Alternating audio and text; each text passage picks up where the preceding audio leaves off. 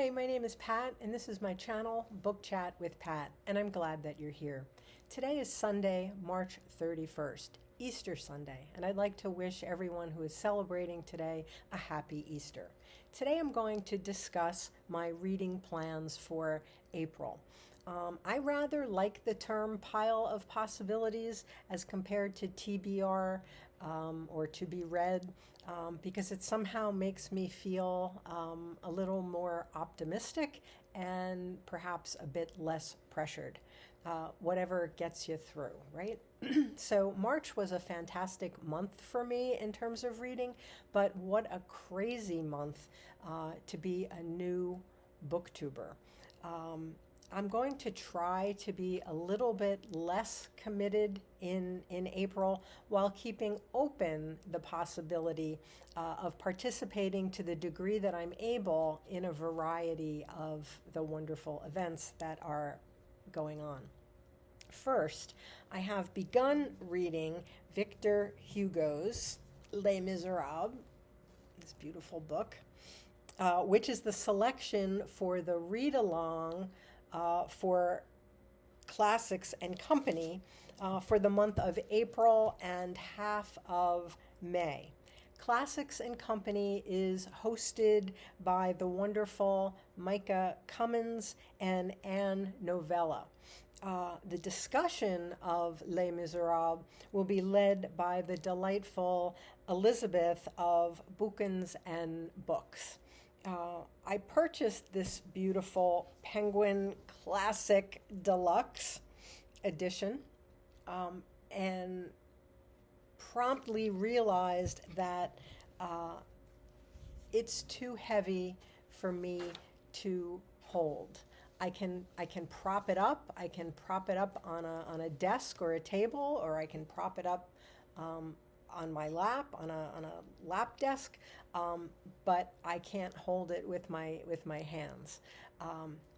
So I've decided that I'm going to do a combination of reading in this beautiful book and reading on my Kindle, which is a lot easier for these arthritic hands to hold.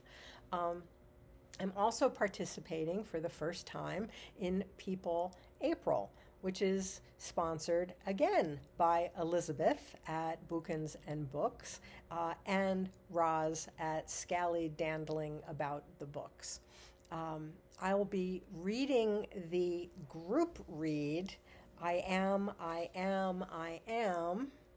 a memoir by the novelist Maggie O'Farrell. In this memoir, O'Farrell shares the 17 near-death experiences that she has survived in her lifetime. I also plan to continue reading in the works of the Irish journalist Nuala O'Farrell.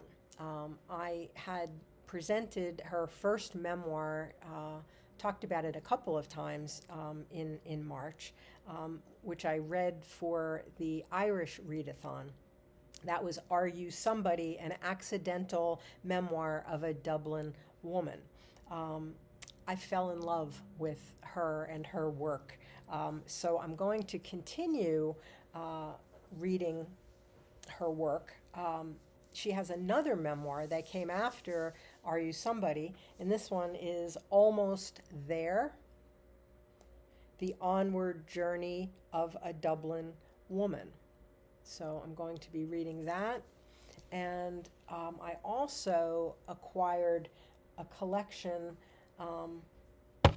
called A Radiant Life. And this is a collection of her journalism. That was written for the Irish Times and for the Sunday Tribune. This is the book that she was actually writing the introduction for when she realized she was actually writing the first memoir. I've also purchased one of her novels, which was published actually after her death. But I don't know that I'll be reading that in April. I want to focus on right now on her life. Her last book that was published after her death is called Best Love, Rosie, and that, just from the description of it, it seems like it may be an autobiographical novel, but I don't think I'm going to get to that in April.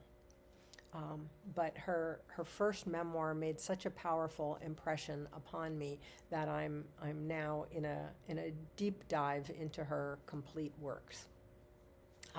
Last week, I received my copy of James by Percival Everett.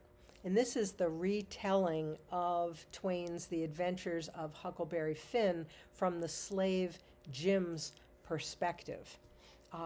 Although I started it immediately upon receiving it on the day of publication, I knew that I had to wrap up a few of my March events, namely finishing Middlemarch. So I had to put it aside. But this is first up for April. I need to devote some time to this very important and much anticipated novel. So April is also National Poetry Month, and I will continue my Poetry Thursday series, and I'll focus on a different poet each week, just as I did in March. But March I focused exclusively on Irish poets. Now I'm going to expand to other poets writing in English. And I would also like to bring you some poetry in some other shorter, less formal ways throughout the month. I've also been fully immersed since I started my channel in the middle of February in the reading of banned or challenged books. The magnanimous MJ at Reading This Life has started this very important challenge to read 24 challenged or banned books in 2024. And there are many people throughout BookTube who have taken up this challenge. I have so far read 11 challenged and or banned books. I have a pile of possibilities as I continue in this quest. I have more books that I've already acquired for this challenge, more than I will be able to finish in April, but this is a year-long project. So the ones I'm considering now are Maya Angelou's I Know Why the Cage Bird Sings,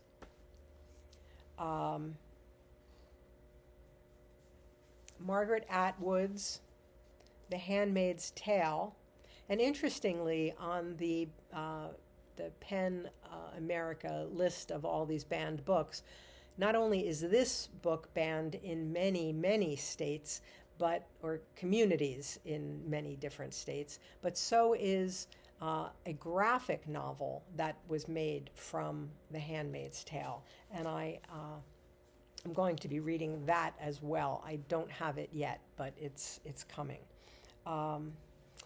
Another possibility is Huxley's A Brave New World, which has made the list again this year. Also, All American Boys is on the list for many states. This is by both Brendan Kiley and Jason Reynolds, and this is an award-winning YA novel. Also, The House on Mango Street by Sandra Cisneros. This has also been banned in several states. And Angie Thomas's The Hate You Give. It's kind of a funny glare on this. This is a collector's edition. In an interesting aside, in talking about banned books, Percival Everett, the author of James, was interviewed last week on CBS Sunday morning. And in the interview, they were discussing banned books. And they were discussing the fact that the Adventures of Huckleberry Finn has frequently appeared on the list of banned books. And there have been different reasons in different time periods why that book has been challenged and or banned. So Percival Everett was asked, does he expect James to be added to the list? He said that he fully expects that it will be added to the list, at least in some places. And he said, and this is a quote from his interview on Sunday morning, he said, people who seek to ban that book, meaning Huck Finn, let's face it, they haven't read it. And if they have read it, they're not capable of understanding it. Fascists ban books. I hate that they have the power to do it. And you know, they can't stop the book, he went on. What does banning the book mean? It means telling a bunch of like-minded people, you can't read this. They wouldn't be reading it anyway. It's a performative act by small and frightened people in an attempt to control a world that they can't control. Powerful words, interesting food for thought. Finally, I have also thrown my name into the ring for judging the second round of the BookTube Prize Awards. I don't know yet if I will be selected for the second round, but if I am, and I imagine we find out next week, there will be another batch of books that will be assigned to me to be read over the next 2 months, and more about that as we go along. So those are my rough plans and my pile of possibilities for April. As always, I thank you for watching. I hope that you're doing well. I'll speak with you again soon. Take care.